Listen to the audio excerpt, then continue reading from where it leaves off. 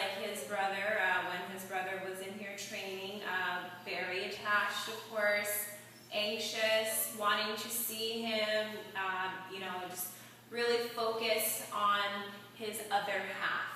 However, when we want to introduce DOG to either another person or another dog, we can make sure that we can check that behavior and also make them understand that it's not wanted and we find it to be inappropriate. Of course, it's easier to control one than it is two. They both kind of seem to enable each other with the whining and the crying and the anxiety. They really feed off of each other. So it's very good to have them interact with other dogs individually. And also when you do have them in this really high state of anxiety, of course not paying any attention to them helps, you're not giving them the satisfaction of, every time I cry, mom comes to pet me, or, when I start barking, a stranger comes and, then I get freaked out, I don't want them to touch me. So what we want to do is show them that, of course people are nothing to be afraid of. And if they do protest, as you can see here, he really wants to go off out the door. We want to make sure that we control that behavior. And they both listen extremely well to the snapping, the shushing. When we do have them around other people, of course you want to make sure that they have a positive experience as well as the person who you are introducing to your dog. So, for example, since they are very small and they're cute and you carry them and they just look so adorable, someone wants to come in, and of course sometimes you have those people that totally jump you and want to pet your dog and don't even ask, or something like that, really weird, awkward situations that, may not make your dog have a good experience with people. So what you want to do is make sure that, of course, you can greet the person first, but when they do start barking and sometimes they growl at people they don't know, you can check them. Making sure that they understand that behavior is not wanted. It's even more powerful when it's the owner that does it because they are so incredibly attached to you and they want to do nothing more than to please you. So, as you can see, I have DOG here. He's doing well. If we do have another person coming in, of course, ask them, please, don't touch their head. You want to make sure that they are able to touch the dog on the back. So down the back like so. Of course, every time you touch a dog's head that you don't know, you run the risk of, getting bit or something like that. You want to make sure that everybody has a good experience, especially your dogs. So when they do start barking or something, if somebody approaches, correct them immediately with your snapping or, your one finger touch. Shh. You can touch them and you can make your noise. They do listen. And then you can greet the person. And just make sure that that person knows that they cannot touch your dog or anything until the dogs calm down a little bit. When they are nervous and shaky and, they're crying and you, of course, you're a human being and you want to console them, make them feel better. So you start touching them and stroking them, or even someone else to start, oh, it's okay, you're so cute and small and I just want to love on you. But you want to make sure that the only time they get affection is when they're in a calm, submissive state. So when they're in that high level, they have that high level of anxiety going on, that intense nervousness, and you want to make sure that you don't give them any affection. And of course, walking them towards somebody or something that they might be a little bit nervous about is a great way to desensitize them to that object or that person or even that dog. By picking them up and placing them in front of something doesn't really give them the opportunity to perform the action themselves. So if you do have them on the leash, you can take them towards that person or that item that they might be nervous about approaching and just go on about your business ignore them if they do start whining, or you can correct that immediately if the whining has progressed, even though you have not paid any attention to them. Alright, so he seems to be hanging on for dear life here.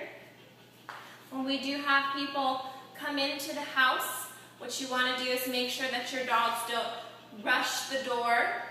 So if you do have DLG and Sausage, you want to make sure that you have boundaries, making sure that they understand that they're not allowed to go in and out of the door without your permission. For example, if you have somebody open the door here, they both come up, of course, barking or whining, they're really excited or nervous. Correct them, just correct them, block them from entering that area. They're going to go into that calmer state because they're given something to do, they're given a job. And then you can go ahead, greet that person while you're opening the door. Again, making sure that your dogs are staying there behind that line. And then you can have the person enter. And of course, asking them to please ignore the dogs. They can only get affection when they're in a calm, submissive state. So any excitedness, any nervousness, they're not going to get any affection for that. And also when you're introducing them to new dogs, what you want to do is really make sure that they have a pleasant experience outside of your house first. So make sure it's on neutral territory. And when they do see that dog there, they might start getting really excited or nervous. What you want to do is just take them on their leashes and walk them all together. So when you do have them on a walk together, they really do a good job forming that pack mentality. So then they're all moving at once. They're all in migration mode, they're just going, going, going. They don't have time to pay attention or look at that other dog that's next to them. And they just have the opportunity to just go, get some energy out. They know that another dog's there, but they can't smell them, they can't investigate them yet because they're on a walk. They have a job to do, they're on a walk. So when we do have them on the walk there, everybody's walking all at once. That's great, but of course the time is going to come where you actually want to introduce your dogs. The best way to do it, because they are very small, is to have them in a position where you're able to hold their head while they're on the ground. And when they are calmer because they're tired from a walk, they can get affection, they can get love-ins, they can get pets, while the other dog can come and sniff their rear while you're holding their head and making sure that your dog is safe and also the other dog is safe. And likewise with the other person's dog, they can hold their dog's head, give their dog affection. You can let Sausage and DLG both go investigate that dog's behind. And so they can gather information from each other without actually going nose to nose, which is not the appropriate way for dogs to meet each other. You want to make sure that they do booty first and face last, basically. So we have information gathered from the other dog, and likewise, so they can absorb all that information without having to go face to face with the dog they haven't really met before. And then of course observing behaviors and making sure that any unwanted behaviors are corrected immediately.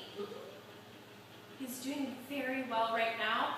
He's sitting on my foot, but he has stopped trying so desperately to escape this area. So ignoring is a good way of trying to control that level of excitement and nervousness. And when you do have them, and they do look at you in your eyes, they're so cute. They're looking at you, big old brown eyes. That in itself is attention. That in itself is attention. So when you, let's say you watch the dog whisper, I'm sure he says no talk, no touch, and no eye contact. The eye contact is very important. And when you don't make eye contact with the dog, they really seem to embrace that, you're in their presence, but, you don't have to directly look at them. It might be a little bit intimidating to them to have a stranger come in and just, oh, look at that little dog, look, look, look, look, look. Making that eye contact makes them a little nervous. So when you do have another person come into the house, again, ask them, please don't talk to the dogs, please don't touch them, and please don't stare at them, please don't make any eye contact. Because you really want to make sure that they go into that calm, submissive state before they get any kind of attention from anybody.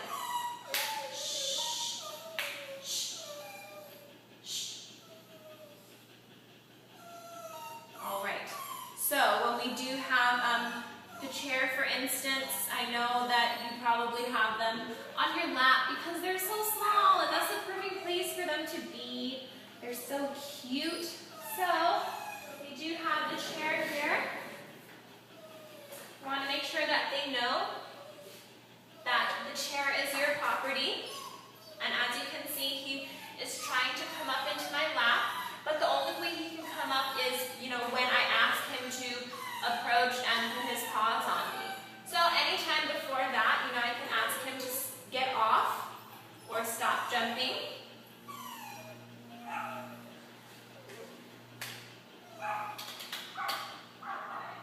He's doing extremely well now.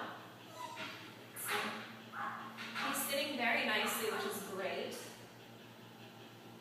Fuji. Fuji, come. Good boy. And when I ask him then, he can come into my lap.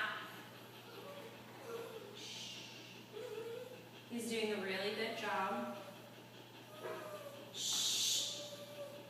And if I would like for him to get down, because of course they're small, you don't want to hurt them, you can set them down. And these are great exercises for them to do, knowing, boundaries and everything like that. So I'm sure when you sit down, they want to come up on your lap.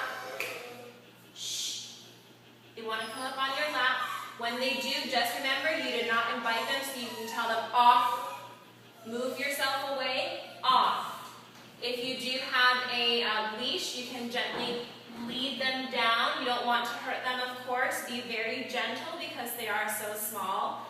And ask them to get off. And then when you would like them to come up on your lap, if you're sitting on the couch or anything like that, then you can invite them.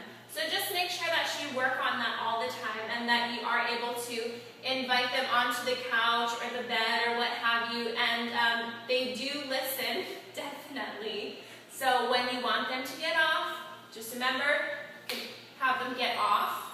If they don't do it themselves, you can gently lead them off, making sure that they do the action. And they do understand that when you say off, you need them to get off. All right, exactly the same when you're standing up. Dog jumps on you, simply remove yourself, off. Again, jumping on you, remove yourself, letting them know that they have to get off. And be very assertive when you do tell them this. It's doing a lot better now. This time around when they did come to daycare, they did a lot better. Very good. They're getting used to this place slowly, which is really awesome.